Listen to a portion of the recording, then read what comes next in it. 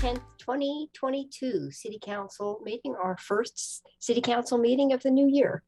Thank you for joining us in this remote meeting format, which enables the City Council to meet, hear from the community, and take care of business while keeping everyone safe. Anyone wishing to access the meeting can do so by watching the live stream available on our website, the broadcast on Comcast Channel 21, or by following the access instructions listed for this meeting on the city's public webcast and meeting materials web page. Tonight's meeting will include a public forum. If you wish to participate and haven't already done so, please raise your virtual hand now to join the speaker's queue in one of two ways.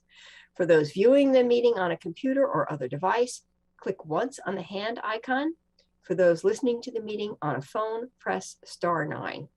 We will continue accepting raised hands until 7:35. The meeting moderator will disallow any requests to speak that are made after the deadline. You will have 2.5 minutes to speak. As a reminder, speakers have the option of turning on your video when you're called on. When your turn is announced, the meeting moderator will temporarily promote you to panelist status, and you can unmute and turn on your video if you wish. And we encourage you to use this in a responsible way. Our intent is simply to be able to see each other's faces as testimony is given. And finally, thank you for your patience, flexibility, and good humor as we continue to work in this virtual format. As always, feel free to contact any one of us individually or together via email or voicemail if there is testimony you are not able to provide or wish to get to us in a different manner. And now I will open this meeting formally with a land acknowledgement. Since time immemorial, the Kalapuya people have been the indigenous stewards of our region, building dynamic communities, maintaining balance with wildlife, and enacting sustainable land practices. Following treaties between 1851 and 1855, Kalapuya people were dispossessed of their indigenous homeland by the United States government and forcibly removed to the Coast Reservation in Western Oregon. The city of Eugene is built within the traditional homelands known as Kalapuya Ilahi. Kalapuya descendants are citizens of the Confederated Tribes of Grand Ronde Community of Oregon and the Confederated Tribes of the Siletz Indians of Oregon, and continue to make contributions to our communities here and across the lands. We acknowledge the inherent political sovereignty of the 9 federally recognized tribal nations in the state of Oregon and all American Indian Alaska Native people who live here. And with that, thank you again for joining us. We are ready to conduct our first item of business today, which, as a new year, we have a leadership rotation. And so I am going to ask Councilor Yeh to put a couple of motions on the table. But before she does so, I want to thank her for her service this year. It has been a challenging year, and it requires considerable work and attention to stay on top of the requirements of being council president. So Jennifer, thank you. Councilor Yeh, I have really enjoyed working with you in this role and appreciate all you have done with us this year and all of the motions that you've put forward all year long. And so now for your final act, you get to put 2 more motions on the table. And so I invite you to start with the first one. Well, thank you so much. I really appreciate that. And it has been fun. And I appreciate everyone's patience as we had to do it in some unusual circumstances online. Emily also had to deal with that as well. And she was a great example. So as you all know, each year the City Council elects a new president and vice president. So I will be making 2 motions to that effect. The first is I move to elect Claire Surratt as president of the City Council for 2022. Second. Thank you. Any discussion, comments? All in favor, please raise your hands. I think Claire would be great. Okay. 1, 2, 3, 4, 5, 6, and I'm hearing 7. Okay, there we go. Thank you very much, and congratulations, Claire. And I'm going to let outgoing president wrap this up, and then we'll turn this meeting over, and Claire will have her first round. Claire's getting to see some of the unruliness she has to deal with. All right, the next one is I move to elect Matt Keating as Vice President of the City Council for 2022. Second. Any comments? All in favor, please raise your hands. 1, 2, 3, 4, 5, 6, 7. And that passes. So congratulations, Councilor Keating. Congratulations, Councilor Sarette. Thank you very much for your service, Councilor. Yay. And delighted to mark a new year with kind of fresh faces. So thank you so much. And with that, we are ready for our first item, second item, committee reports and items of interest. Are there councilors with things to comment on? I see Councilor Semple, take it away. I've been waiting to say this for a really long time, and I know it's been a long time coming, but we have a place for campers at 13th and Chambers to move to. We also have working on WJ, but 13th and Chambers had just become a total mud pit. The city kept bringing bark and other moisture absorbing things, moving tents, bringing dry tents, but it's unhealthy and unbearable. St. Vinny's has a very large hoop tent that they can place out at their dawn to dawn site out 99.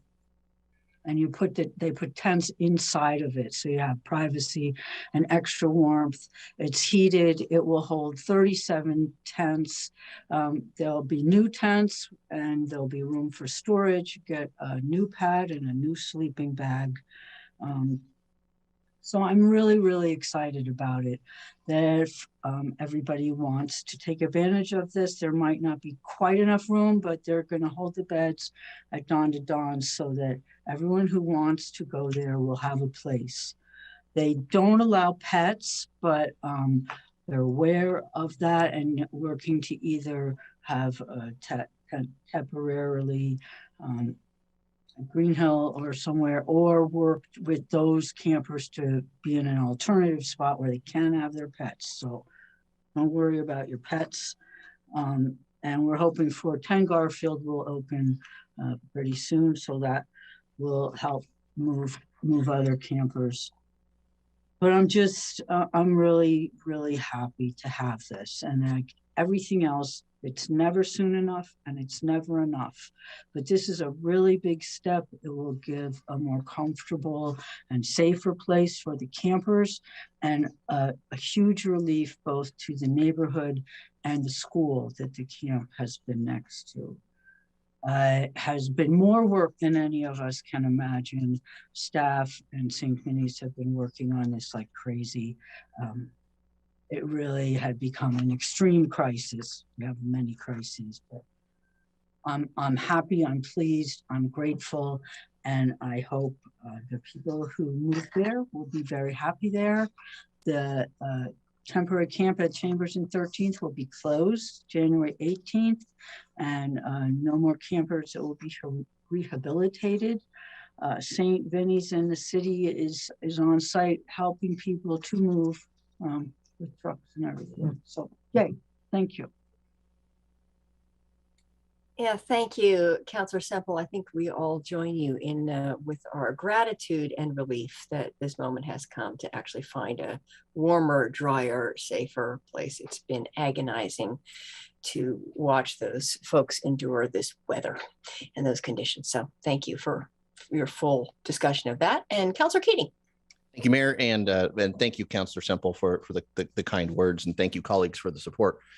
Last week marked the 1-year anniversary of a attack at the very heart of our nation's democracy, but it was also the same anniversary that Councilor Groves and I were sworn in, and Councilor Sarette and Councilor Semple and Mayor Vinnis, for that matter. I'd be remiss if I didn't mention your swearing in on that same anniversary as well. I'm often asked how the first year on council has been, and though the issues in front of us are immense, I want to take a moment, Mayor, to thank staff who have been stellar, and thank colleagues for your collaboration. And though we may not always agree, this is not a disagreeable council, and I value each and every one of your opinions. And I thank you for the opportunity to serve alongside Councilor Sarette as Council Vice President. Thanks, Mayor. Thank you. Councilor Ye. You. So I just wanted to remind folks that yet again this year, January is Human Trafficking Awareness Month, and the Junior League of Eugene does a training. If folks are interested, I went to it a few years ago and it was very eye-opening. And my understanding is they are going to do it again this year. I believe it's on the 22nd, and you can register on their website. I just found it very valuable, and I want people to know if they're interested in more information about this issue, that they are a very good resource. And our EPD has participated, at least in the one that I attended, with some information about how it affects us here locally, which was also really interesting. Thank you very much. And as I'm listening to you, I'm thinking, do I have a comment or update? And I'm recognizing that next Monday is Martin Luther King Jr. Day. And I think there are a couple of events, but one in particular is a tree planting in memory and honor of Andrea Ortiz. And in concert with a volunteer day, 9 to noon. And I can't pull off the top of my head exactly where that is, but maybe Councilor Syret knows. So anyway, it's an important moment. She was a distinguished member of this council and brought a really important voice to this council, and left us too young and too early. So it's a wonderful opportunity to honor her service. Councilor Syret. Yeah, thank you, Mayor, for mentioning that. Folks from the Parks Department reached out specifically to Councilor Evans and myself, because it's at Andrea Ortiz Park, which is a park to be developed in the future. And I believe that's in Councilor Evans' ward, but honoring Councilor Ortiz, whose position I filled when she chose to step down from the council in 2012. And so I really appreciate the invitation to be a part of the event, and plan to attend and say a few words. Okay, thank you. I think if there are no other announcements, we can move on to the consent calendar. So Councilor Syret, you're up. I move to approve the items on consent calendar 1. Second. And Councilor Zelenka, you have a comment? Yeah, I have a comment. I don't want to pull the items, but I just wanted to point out that we're approving 2 LRPTs, low income rental housing property tax exemption. So that enables housing projects to become low income. The first one, Shangri-La Corporation, putting together 6 units. The property tax exemption is going to reduce the rent by $139, about 13%. The next one that Cornerstone's doing is going to have 34 units, so a total of 40 new units coming online soon, and that's going to reduce rents by $89, so reducing rent by 10 to 14%. So I think those are significant. Those are both good projects, hopefully, and significant reductions that enable this program to move forward, which is what we're trying to do, which is trying to get affordable housing units in the ground.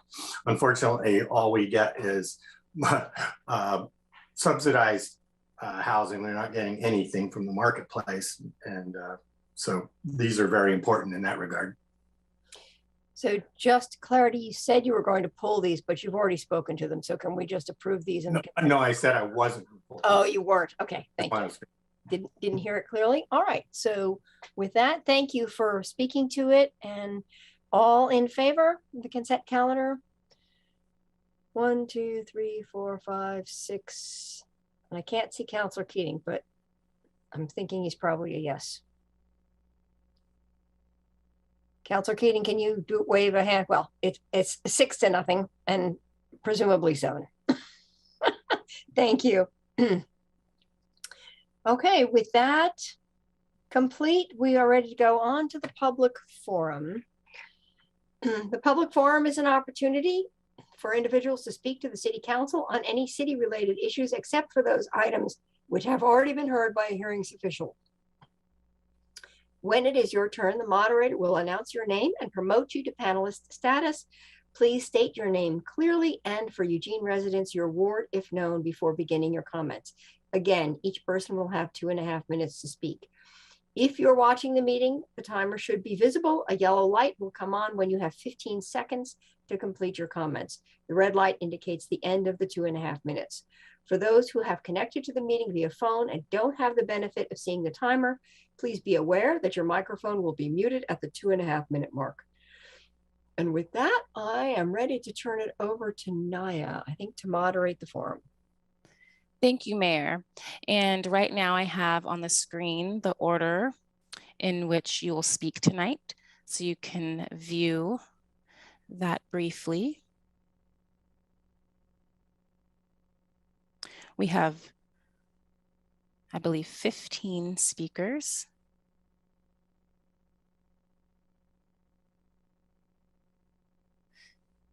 And Tim will go first, followed by Jeffrey Albanese. Tim, please unmute. Good evening. Can you hear me? Fantastic. Yes. Mayors, councilors, and city staff, thank you for the opportunity to speak tonight. For the record, my name is Tim Morris. I live in Ward 1, and I am a member of the Renters Protection Committee. Happy New Year, first and foremost, and congratulations to President Surratt and Vice President Keating. It's my personal New Year's resolution to provide shorter testimony, so I'm just going to jump right in. I'm here today to speak in favor of the renter protections that were presented to you in November. I wanted to highlight that the economic impacts of COVID-19 has provided a really insidious truth about being a renter here in Eugene. There are thousands of renters here that are our neighbors who are being taken advantage of, people whose rights to live here are being either hidden from them or loopholes in the law that are being exploited for financial gain. And renters have received the shortest of straws, not only during the emergency period, but it is clear that this has been happening in our community for decades. Renters need more protections from predatory practices, and both landlords and renters need more clarity in the law to provide a consistent tenancy here in the city of Eugene. Both the Renters Protection Committee and the Housing Policy Board have been discussing these protections ad nauseum for years, and pointing to Councilor Zelenka remembering an email from 2016. Many landlords, including those who sat on the Renters Protection Committee, shared that many of these protections that you see before you are already standard practices in their businesses. These slate of protections provides equitable contracting, transparency, and fairness to live here in the city of Eugene.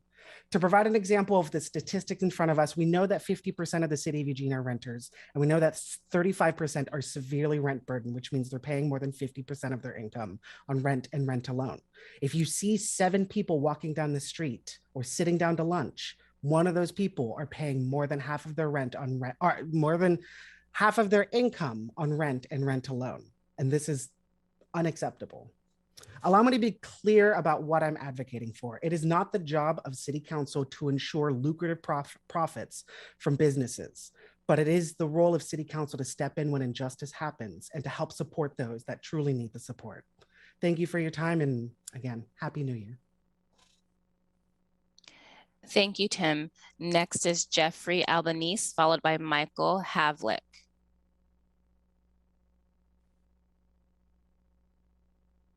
Yeah, hi. My name is Jeffrey Albanese, and I live in Ward 3. And I'm here tonight to encourage the City Council to adopt additional rental protections for Eugene's renters, including the displacement prevention assistance that's been proposed by the group that Tim just mentioned.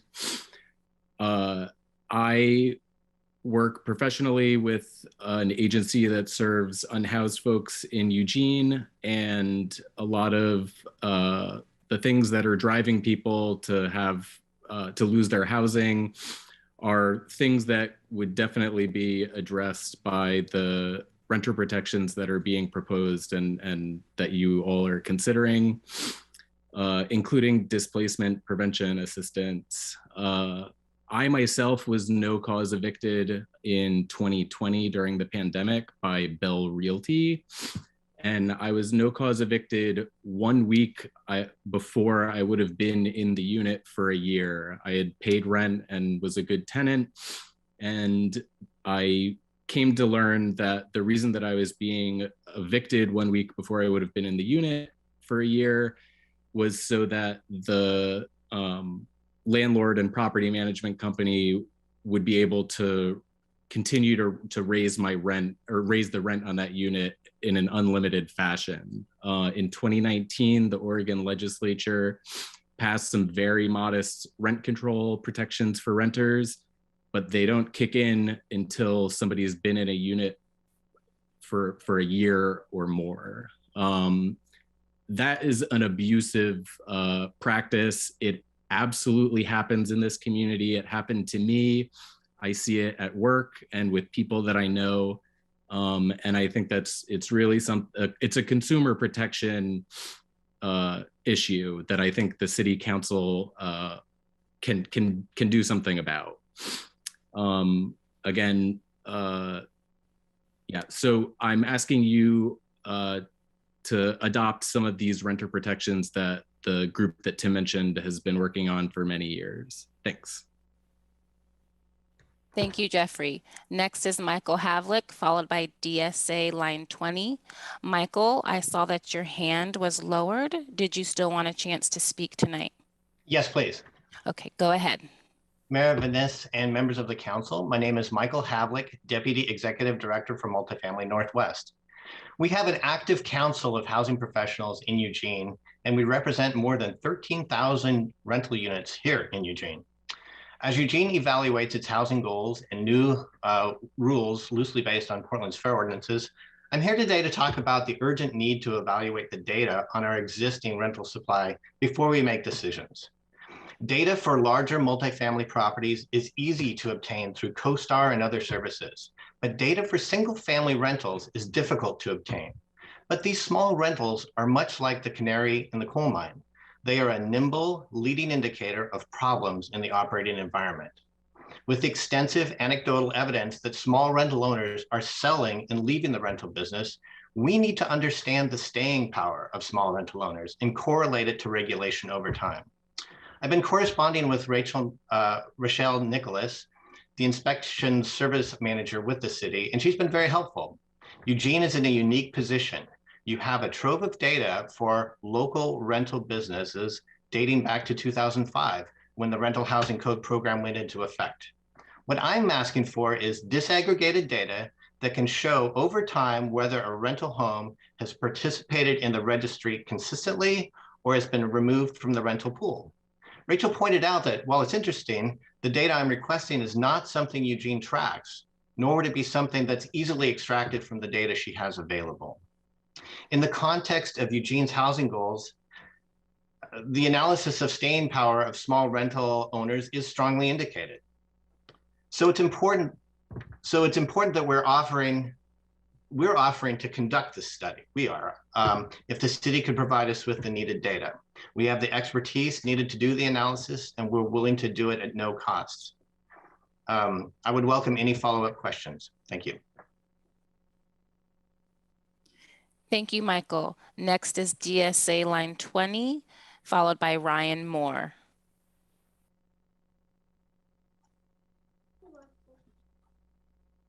Oh. Sorry about that. Some technical problems there, and looks like I was joining under a different name than I usually do. My name is Jacob True. I live in Ward 1, Samples Ward, and I'm here to talk about the displacement prevention assistance proposal, as well as the PERT, the P, protecting Eugene renters in transition. I see these as pretty straightforward, reasonable protections for renters in our community, and I would strongly suggest that the City Council support these proposals.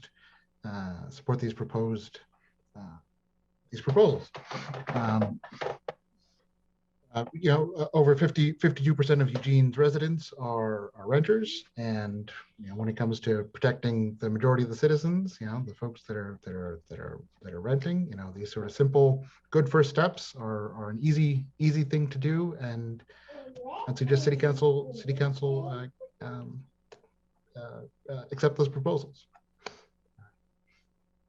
Thank you, and I appreciate your time.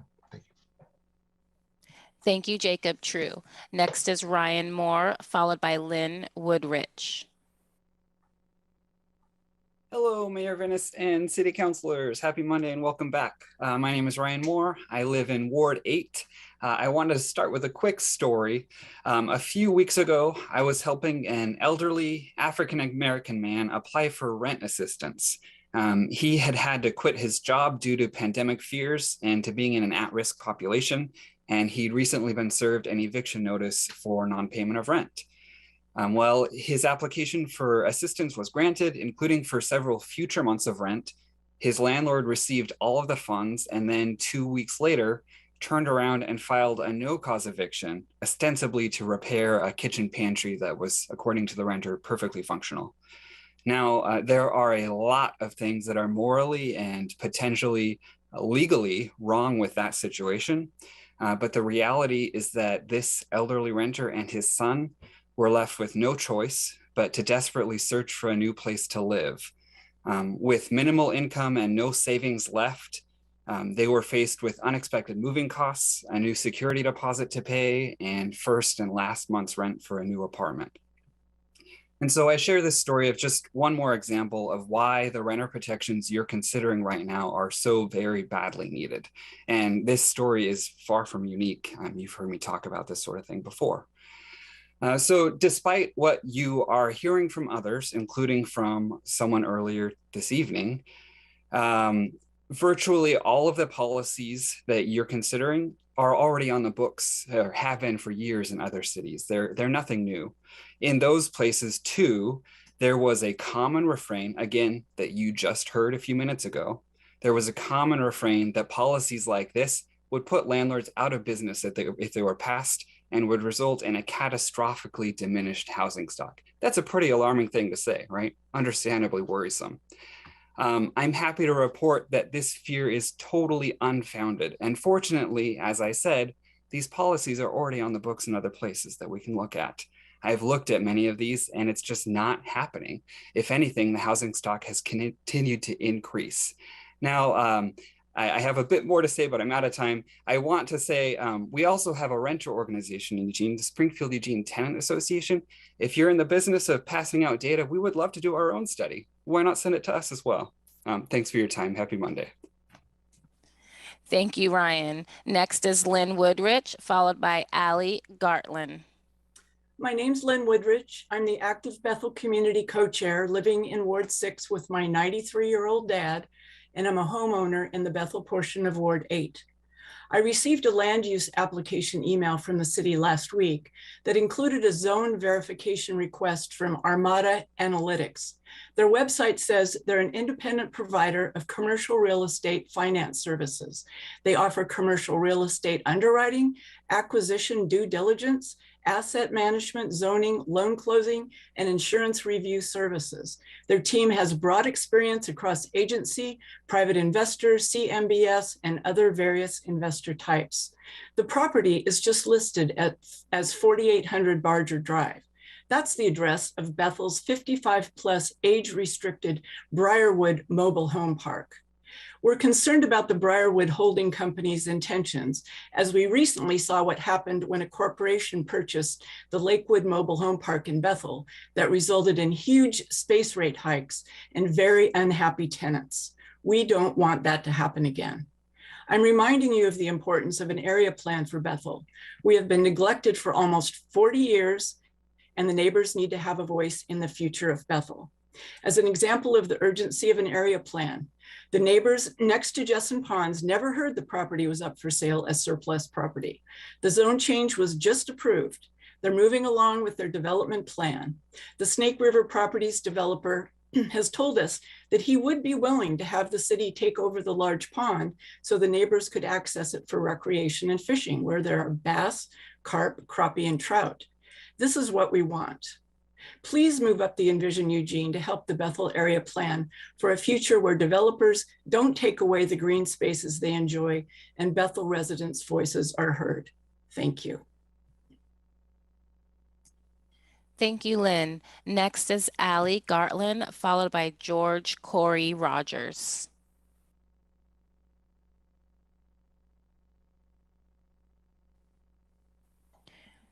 Allie, please unmute. Yep, I think that's good, right? Yes. Yep. Hi there. My name is Allie Gartland, and I own and manage properties in Ward 7. As a rental property owner and property manager for nearly 20 years in Eugene, I don't feel personally that any of the ordinances being considered will help to address the rental housing issue. What's really needed are more apartments in the low to mid-rate price range of affordability. Portland instituted many of these same ordinances being considered 2 years ago, and that has not helped to improve the situation there. I feel that there would be unintended consequences of many things being considered. For example, I currently try to keep rents in vacant apartments in the lower to mid-range of what's currently on the rental market to make them affordable. But there's the potential that rents would be pushed higher so that a certain threshold of security deposits and income could be reached to assuage any worries of property owners if they need to accept an applicant with a poor credit score. Enforcement of some of the current laws would be a more desirable outcome of this whole discussion. For example, you could find landlords who don't refund an application fee when it's not run, as is required under ORS 90, or a handout could be included along with the rental housing program annual invoice to remind rental property owners of certain rules that they may not know about unless they're doing continuing education, as is required for property managers. Similarly, a handout could be mailed to tenants annually to remind them of certain regulations under ORS 90 based on the addresses you have for the rental housing program. Many rental property owners and management companies have rentals in both Eugene and Springfield, and so adding a specific set of rules to Eugene will be cumbersome in these cases when certain properties have to be documented, advertised, and managed in one way, and others nearby would not. It does seem that the more is being done for affordable housing, with the city's recent sale of 1059 Willamette, as well as the Weicker property at 11th and Lincoln. The city council could do more to incentivize property owners to build more low-income housing like this and work with existing organizations like Square One Villages. It sounds like the projects that Councilor Zelenka mentioned are a great step in that direction. I appreciate the city council continuing to look for solutions to help the rental housing situation and hope that more can be done to work with rental owners on this. More regulations, I don't think will solve this issue. Thank you. Thank you, Allie. Next is George Corey Rogers, followed by Joanne Chitola. Thank you, councilors, for letting me speak. I am a homeowner here in Eugene and North Eugene, and as well as a landlord as well. And I speak against the provisions that are being set forth for the tenant rights. I feel like all the rights are going towards the tenants and less are being taken away from the owners. But I try my best to take care of the tenants, and as well as I want some of that in return. If a person is not taking care of the property, doing their due diligence, then it feels that we should be able to be evicted in them. And this is setting more rules against that and the opposite.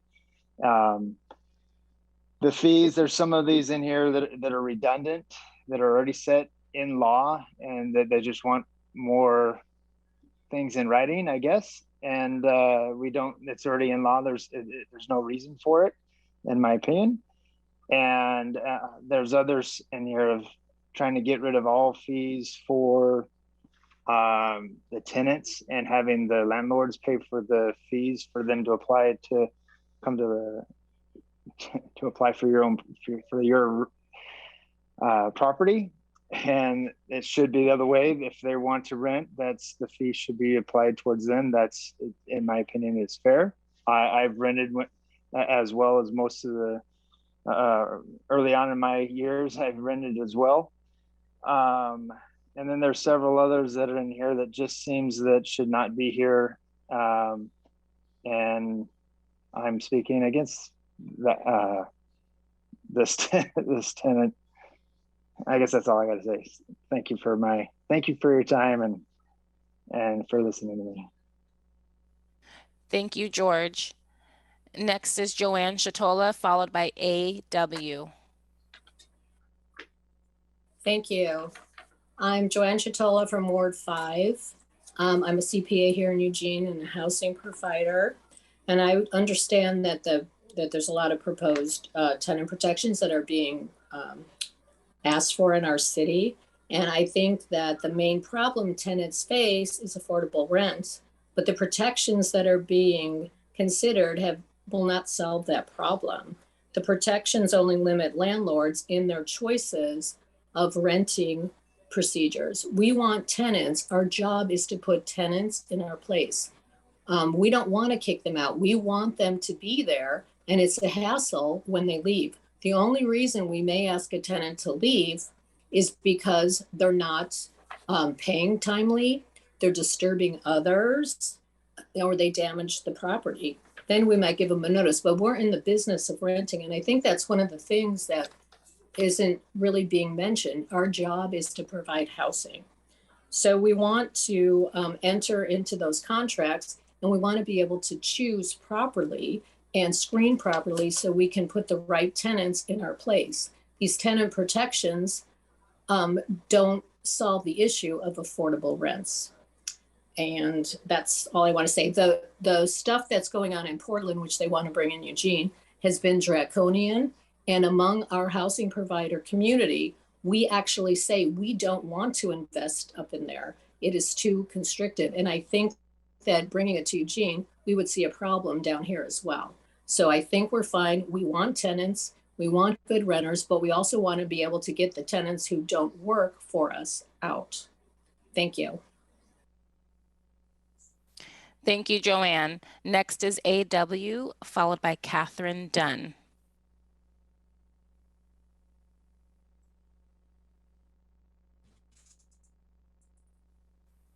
Had myself muted. Hopefully everyone can hear me now.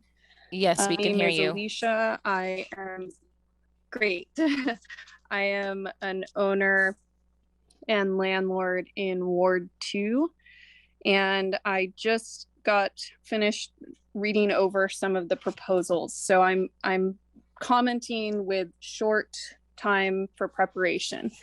At first glance, I have a lot of the same concerns that Joanne just mentioned, and Allie and a couple other landlords. Ultimately, this really does feel like Eugene, and I know ever since I moved to Eugene 15, 16 years ago, that Eugene is in a housing crisis. Unfortunately, I don't think that the proposed tenant protections will really solve that and instead cause some issues for landlords, which then may also cause some undesired effects, as Allie had pointed out, with increase in pricing, because there is a vulnerability when you go to list a house that you own that you're letting somebody else live in. And I think most of us understand, hopefully understand, as I forget his name mentioned, most of us have been tenants and we understand that side, and now we're landlords. So we're looking to protect our homes within reason, rent them out to people. And unfortunately, I think a lot of these new regulations will not solve the housing crisis, which is ultimately the problem that we have. I do agree that low to moderate, low income housing like apartments would be something that Eugene should be considering to help solve this, rather than turning to, I think a lot of small landlords will be negatively impacted. And I think this is just going to create bigger problems. There's some concern around not being able to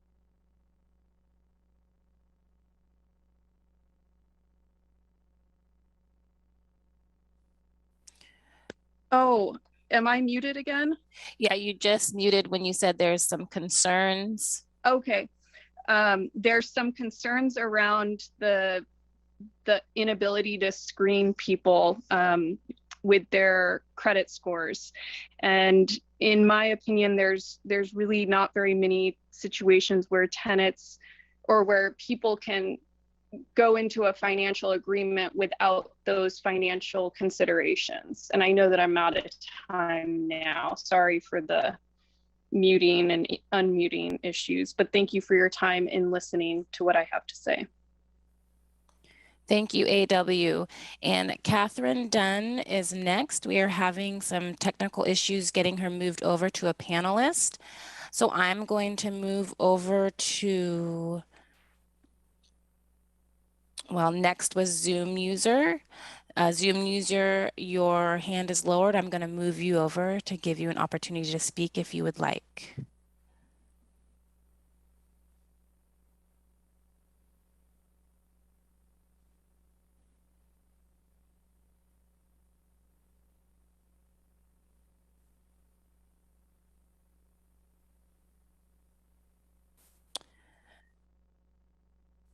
So I'm having technical issues. If the timer can please move Zoom user over. Naya, this is Jessica. I was able to move Catherine over. Okay, thank you so much. Catherine Dunn, you're next, followed by Zoom user. Thank you. Good evening. I'm Catherine Dunn, Ward 5. I am a rental property owner. And these ordinances really don't help the housing shortage, as has been said before, and they will hurt both renters and owners, in my opinion. Keep in mind that I heard earlier 50% of renters are rent burdened. That is true. And approximately 50% of homeowners are mortgage burdened, and that includes landlords. And these ordinances would only exacerbate this. For renters, rents will likely increase because landlords will have to protect themselves from significant costs and risks posed by these ordinances. Notably, costs and risks related to no screening fees, limited move-in fees, and security deposits, and less qualified renters due to lower gross income and loosened screening standards. In addition, the ordinances themselves could cause renters harm. The proposal to lower gross income criteria and omit medical and education expenses could entice families to rent properties that have lower move-in costs, but monthly rents may be above the 30% threshold for what would be considered, what we should spend on housing. In other words, if a renter can get in for less money upfront, it may entice them to pay more rent than would be affordable to them. As for landlords, I see a few scenarios. First, some landlords may decide to sell soon while the housing prices are still high due to the increased complexity of management and the loss of freedom to rent to applicants they carefully select. Second, some landlords may decide to hire property managers due to the increased complexity and the risk of doing business, and hiring a manager would significantly increase their operating costs and decrease their current cash flow and future retirement funds, because many of us are doing this for retirement. And thirdly, for those landlords who continue on as they are, they will do so at significantly increased cost, complexity, and risk. Owning rental properties will be a high-risk business venture because of limited security deposits, along with loosened screening criteria. I can see the rental ads now based on these ordinances. Need a place to rent? Come on down and apply. No screening fees, low move-in fees, minimal security deposits, low income and poor credit accepted. But act now, first come, first served. I think I can speak for all of us that we really should rethink this. And we should look at data to understand what the real facts are. We can't just use complaints and comments. We have to ask, oh, complaint? Okay, what happened? When was it? Where was it? Thank you, Catherine. Your time has concluded. Next is Zoom user, followed by phone ending in 327.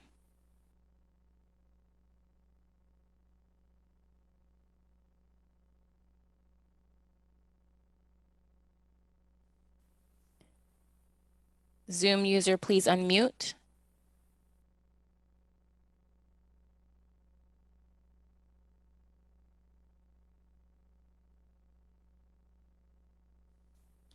I'm going to move on to phone ending in 327, and Zoom user, I will come back to you.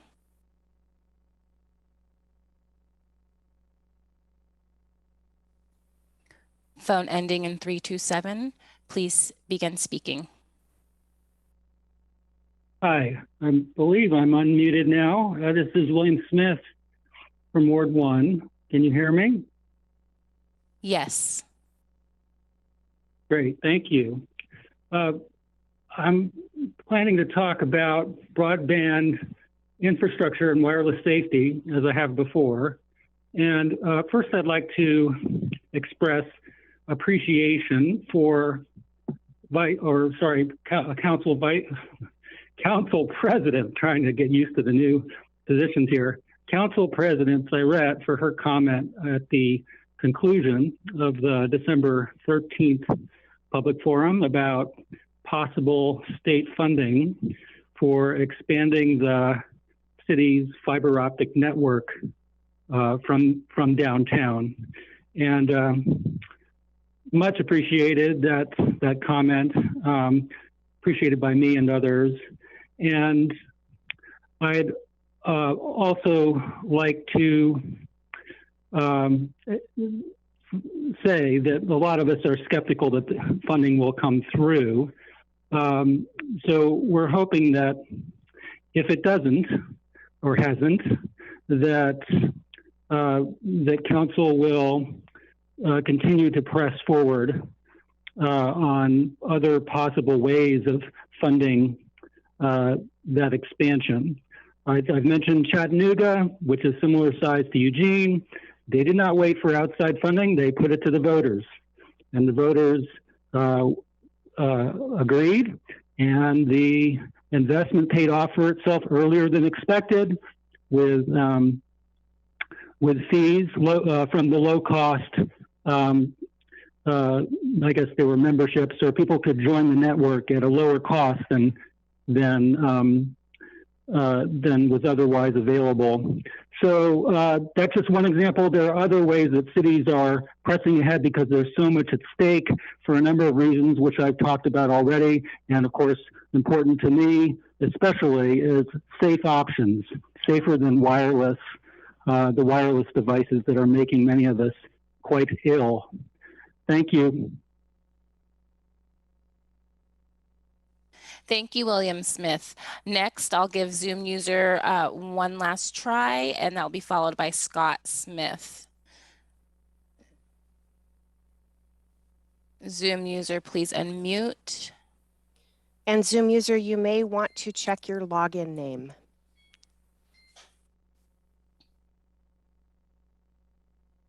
Okay, we're going to pass Zoom user and go on to Scott Smith, followed by our last speaker, Marv Leak.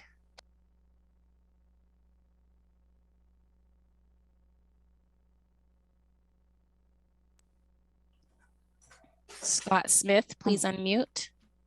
I just figured this out that I am Zoom user. Sorry. Okay. Thank you. Okay. Okay. Yeah, my name's Monique Sonnenfeld. I am with Ward 8, and I've been a housing investor and a realtor here for over 30 years. I own over 30 rental units as well. About 7 are in Eugene. And there are some points I'd like to make.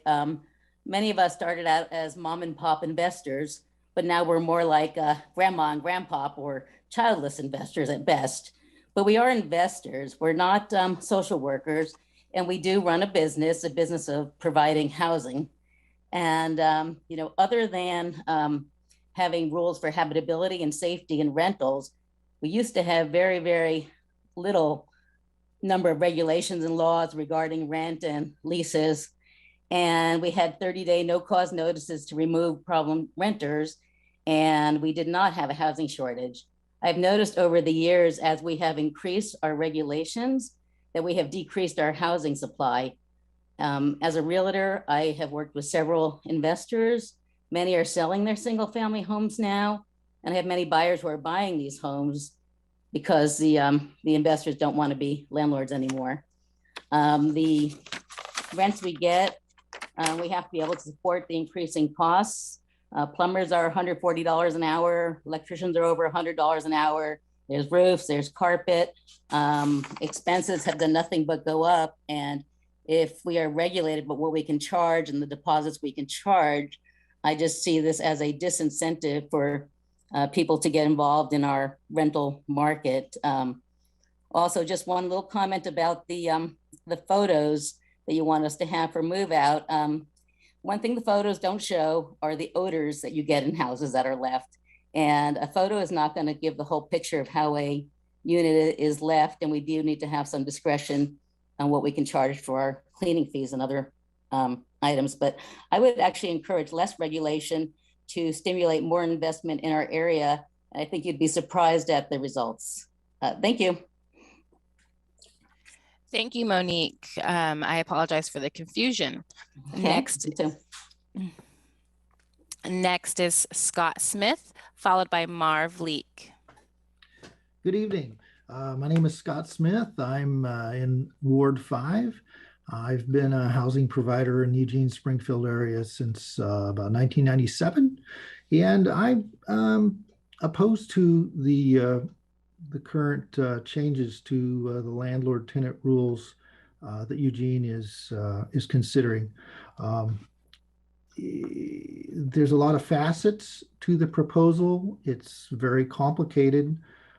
So rather than talk about any individual parts of it, I guess I would ask is how is it going to work to increase the supply of affordable housing? Because with my taking a peek at it, it doesn't really appear to do anything to improve housing supply. And in the private market, it has the potential to cause housing providers, investors, developers to think twice about whether they want to do projects in Eugene. As I've heard, there's been concerns about the Portland market as well for private investors. So I would ask that, as council looks at it, to think about how it is, what effect it's going to have on the stock of housing in Eugene. Another point that's important to me, we already have a pretty robust landlord-tenant rules and regulations at the state level in ORS Chapter 90. And unless there's some compelling reason for having Eugene have its own particular rules, I think it's not really a desirable outcome that we have different rules for landlords and tenants in different cities, whether it be Eugene or Corvallis or Cresswell or other areas. Thank you for your time.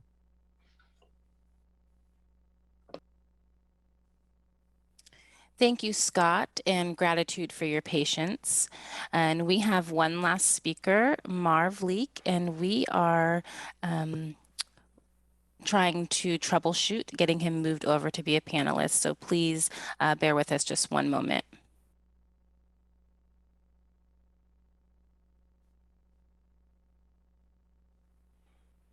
Naya, I don't think it's going to go. Why don't we allow him to speak as an attendee?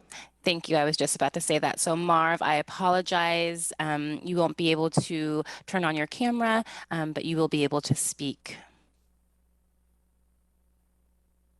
And go ahead when you're ready, Marv.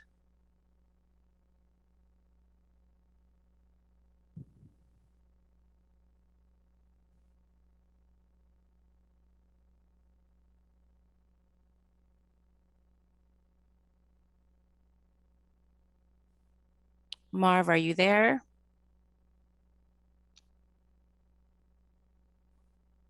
He needs to unmute.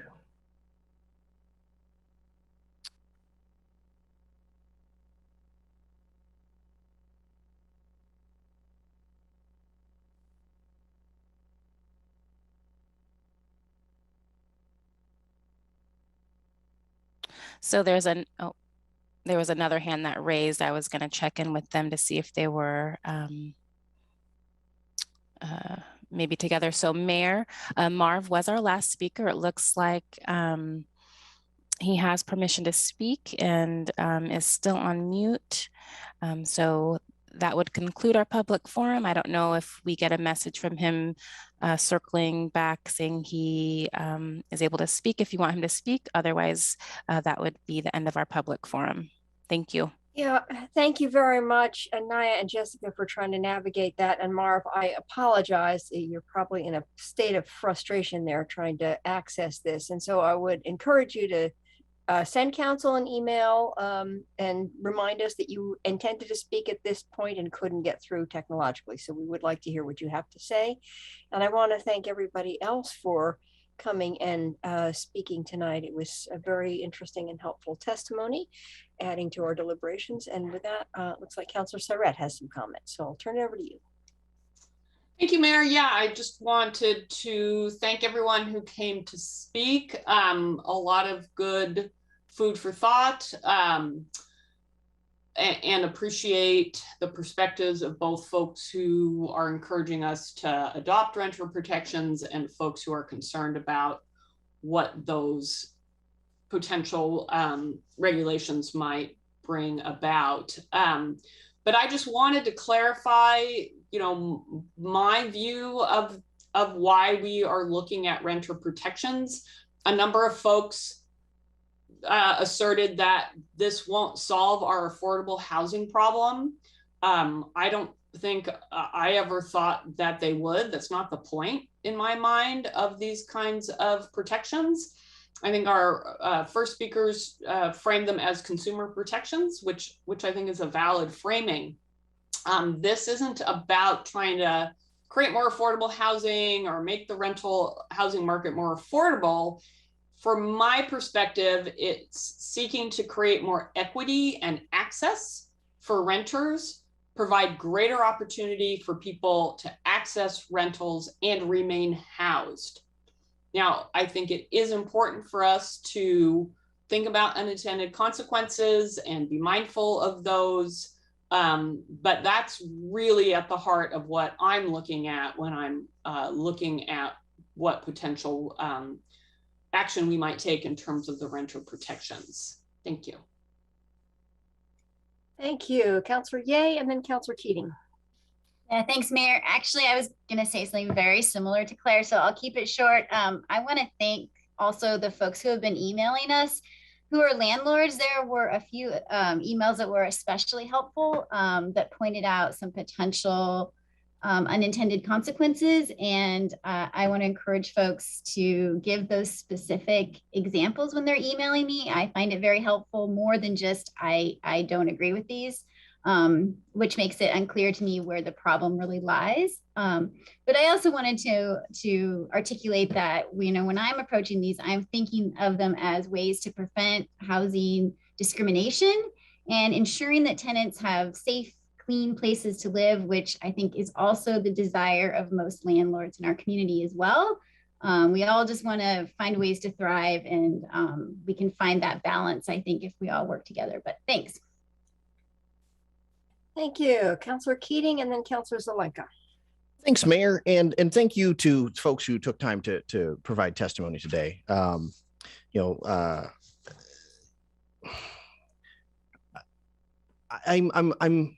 concerned when I hear landlords try and reframe the issue as quote unquote housing providers, Mayor. It gives me pause. I'm the only counselor on council who currently rents, though I recognize that a great many of my colleagues have been tenants in the past. But when I go to the grocery store, Mayor, I go to the grocery store. I don't go to the food provider. This is a financial transaction.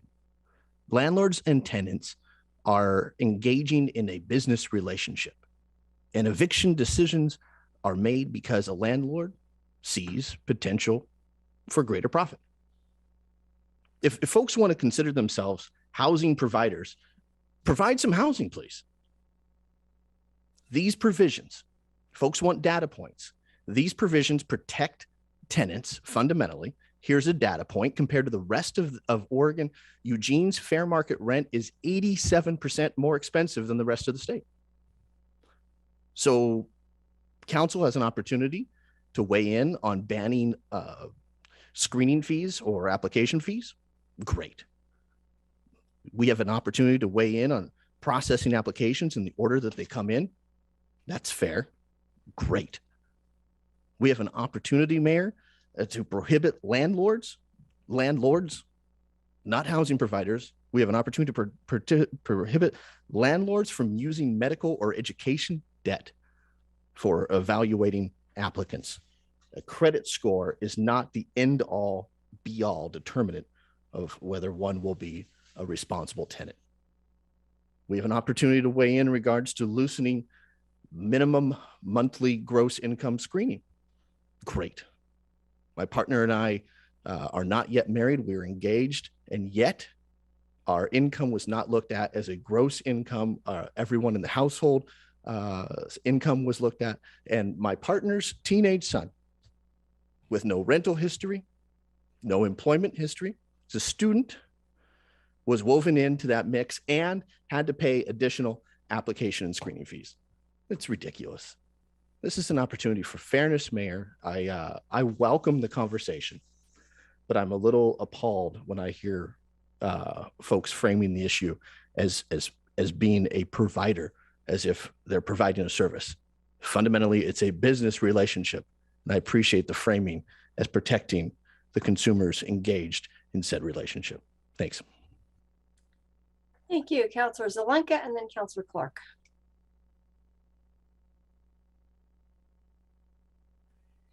Thank you, Mayor.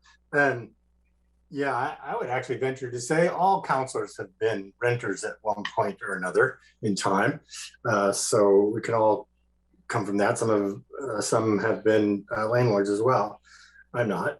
In fact, I have a house that I don't rent because I don't want to be a landlord on a different property. So I understand that part too.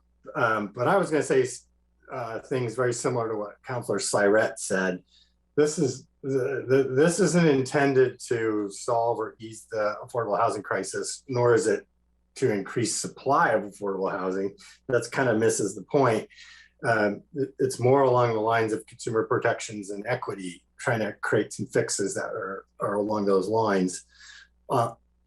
So that's kind of the way I'm looking at it, as well as I don't think these are intended to really harm the small mom and pop landlords, more getting at making the rules more equitable.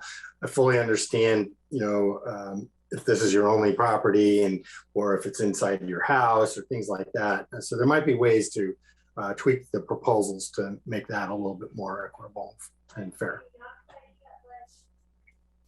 Thank you. And Councilor Clark. Thank you, Mayor. I too would love to do more to protect renters. Was one for 9 years, till about 9 months ago. And experienced some unfortunate circumstances, but by and large had a wonderful place to live with a wonderful landlord. The challenge is, it's my opinion as somebody who works in this industry, that most of these particular ordinance changes will neither protect renters, it will make it harder on them, and it will make it much more expensive on them. And there's proof of that. The second guy to testify, Jeffrey, said as much. When we make more arbitrary rules, as was the case with the 1 year cutoff date that the legislature put in place for him, at 1 week shy of a year, he was asked to move out and increase his costs to find some other place to live, because that arbitrary rule hampered the landlord in that case from being able to continue that and do that at a market level. We're going to see increased cost to landlords, which always translate to larger costs to renters. So I would suggest these particular, there's a couple of these that make real sense, I think. But most of these were developed by low-income housing advocates. Our housing policy board is made up of that. Look at the board. There might be one or two people in the business of renting housing to others, but this is one side who made these rules. And I appreciate Claire's statement about what we've heard, and I appreciate Jennifer's statement about the information we've received via email. Those who provide housing have been exceptionally clear. There's not one of them that think they're reasonable or like them. They think they're going to harm the people that they rent to. And it's going to make it harder on them. I would suggest we need more balanced information to make these decisions. We need Tim Dewey from the U of O, the economist from the U of O, to give us better information about what is likely to happen next if we put such things into place. We need unbiased information that can analyze the effects of these before we not just tweak, but really alter a part of our community's life that is a substantial part and can harm a lot of people. So I would suggest caution with this as we go, and better information before we make decisions. Thank you. Thank you. Councilor Groves. Thank you, Mayor. Actually, I think Councilor Clark covered some of what I was wanting to say. I too want to provide protection for renters. I'm also concerned with protections for the people that provide the rentals. As I've shared before, I've been a renter, I've been a homeowner, and I've been a landlord. Landlord was my least favorite of all of them. I mean, it's a lot of work, and there's a lot of risk and liability there. In my case, I was a landlord, and I used the proceeds to help take care of my father in his final years. So I really didn't see personally a dime out of it. But I worry about, on all of our decisions, I worry about unintended consequences. And I think one of the biggest unintended consequences out of what happened at the state level, Councilor Clark just alluded to, and that is the rental agreements only being for 11 months, which I don't know how you find stability if you're constantly having to look for a new place to live when there's a dearth of rentals. So that does concern me. And I think as we start getting to the point of weighing each of these decisions, we need to do the best we can to look into the future and see what the cause and effect relationship is going to be. Are these moves that we're looking at, are they going to help or hurt our situation? Are they going to help renters, or are they going to hurt renters? Or what's it going to do to the people that provide the rentals? Are we going to be losing rental stock because people sell off their rentals? I spoke with a resident of Ward 8 this last week, and he and his wife own 4 rentals. And he was talking to me about some of the challenges he sees with us. And he made the comment, he said, we were working these for our retirement, but he just doesn't think it's going to be worth it anymore. He wants to kind of see what we adopt, but he's ready to sell 4 rentals, 4 houses to take off the market. And that's a concern. I mean, and again, Claire, I saw you shake your head, but the reality is these are real situations that people are talking about. And especially with the market we have right now, it's not hard to sell property. Thank you. Thank you. I see that both Claire and Councilor Sarette and Councilor Clark have second comments. I did want to just follow up. I think we are looking, and several of you have alluded to this, we're looking for the appropriate balance in which we're protecting people who need protection. And it's not just anecdotal. I mean, the Springfield Eugene Tenant Association is providing monthly data about the people they're serving and the issues that people are facing. So this is not anecdotal, and it's not a small factor that people who are living very close to the edge are very vulnerable. And what we are trying to reduce is homelessness, among other things. So we are, recognizing there are many, many good landlords out there, and we do not want to harm good landlords, but actually we do want to rein in usurious behavior in those folks who are taking advantage. And so I think it's an important conversation. I'm glad it's robust, and there are lots of things to calibrate here, but we are really trying to protect people, and it's significant work. I don't want that to get lost. All right, Councilor Clark, and then Councilor Sarette. Thank you, Mayor. And I agree with you. I agree with you entirely that the thing we don't want to do here is create more problems with arbitrary rules, but we do want to address the equity issues that make it really, really hard on some people. But we have to recognize that we don't operate in a vacuum, and that there other communities around us aren't considering anything near this. Portland did, and look at the effect. It's been horrible. And I know we had one piece of testimony that it wasn't. I suggest that one should do one's own education on whether or not the Portland market was better or worse. But my understanding is that it's considerably worse.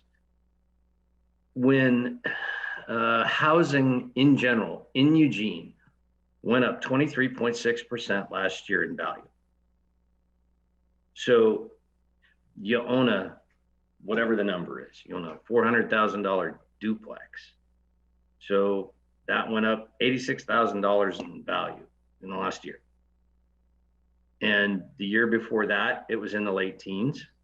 And the year before that, and the year before that. So if you own rental housing, why in the world wouldn't you sell right now if the one place you have it in Eugene has gone up so drastically?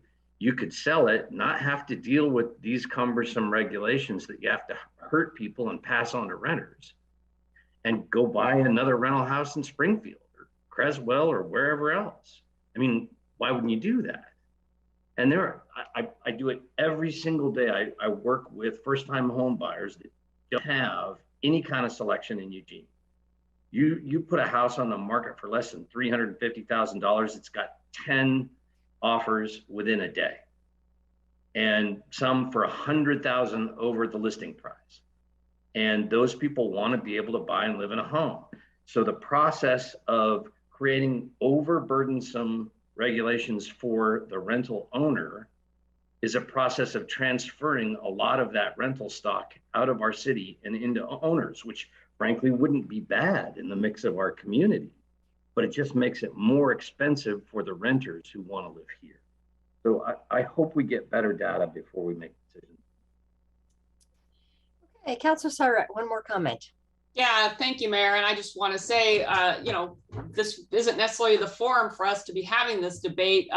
Should be when we have these draft ordinances before us. But since you guys dove in, the reason I shook my head, Councilor Groves, is I don't see what the big threat is to say I'm going to stop being a renter and put this single family home on the market to be purchased by someone who wants to own a home. I mean, it's still housing. It's still housing a family, people.